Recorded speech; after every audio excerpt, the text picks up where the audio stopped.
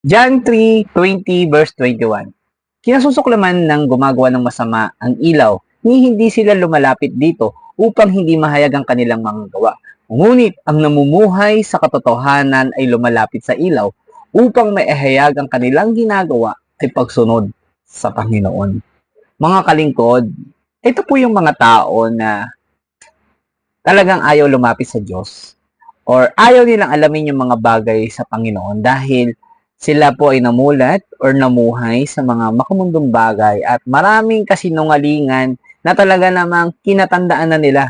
Kaya pagdating sa ating Panginoong Diyos or pagsunod sa ating Diyos, hindi nila tinatanggap or sila mismo ang lumalayo kasi iniisip nila na namuhay kami ng matagal, namuhay kami ng gantong buhay, kaya okay na kami kung anong buhay meron kami. Pero hindi nila nauunawaan na ang buhay na hindi pagsunod sa ating Panginoon ay kapahamakan po, mga kalingkod. Kaya importante po na lumapit tayo sa Panginoon dahil ang ilaw po ng ating buhay or ang ating kahihinatnan ay ang ating Panginoong Sus. Siya po ang ilaw natin sa mundong madilim at siya rin po ang magbibigay daan tungo sa kalooban ng ating Panginoon.